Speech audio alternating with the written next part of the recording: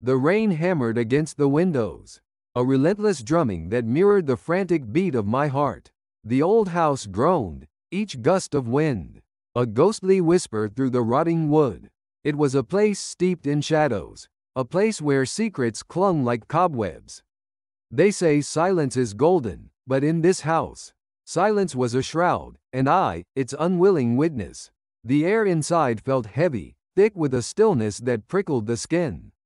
It started subtly, a strange odor, a faint sweetness that hung in the air, cloying and unsettling, like a forgotten perfume. It was a smell I couldn't quite place, yet it stirred a deep unease within me. Then, the flies. They swarmed, a dark, buzzing cloud that seemed to materialize from nowhere, appearing seemingly out of thin air, a horrifying, buzzing manifestation. They feasted on something unseen, something hidden. I tried to ignore it, to tell myself it was nothing, a minor annoyance, a trick of the mind. But the unease burrowed deeper with each passing day, twisting in my gut like a venomous serpent, its insidious tendrils tightening. Then came the investigator, a man named Harding, his eyes like chipped ice, sharp and observant, always seeming to pierce right through me. His voice was a low growl, a rumble that echoed the unspoken dread in the house. He spoke of forensic entomology, the study of insects, and their macabre role in revealing the truth. The silent storytellers of the dead.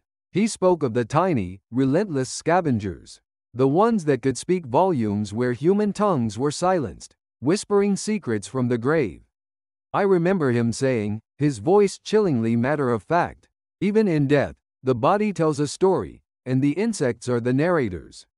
They are the silent witnesses to the final moments. He showed me photographs, images of decay, of the slow, inevitable return to Earth. An agonizing visual representation of mortality. But it wasn't the graphic nature that disturbed me. It was the meticulous detail, the careful charting of each stage of decomposition, the identification of each species of insect, the precise calculation of time since death.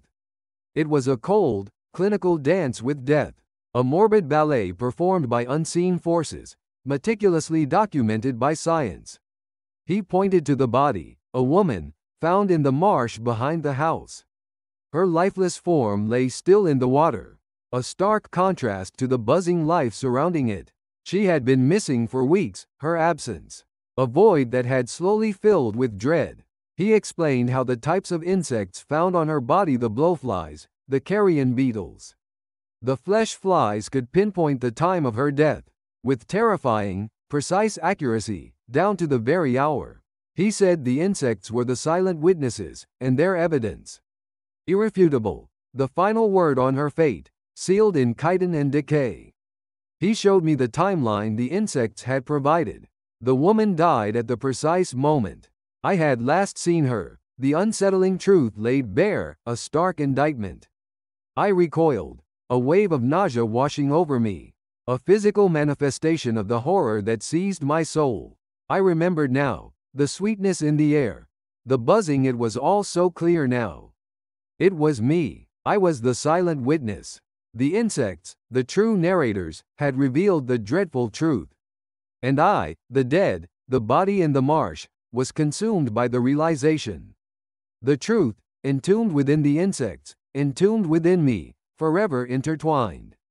The silence now, filled with the buzzing of my eternal witnesses. A symphony of decay and revelation.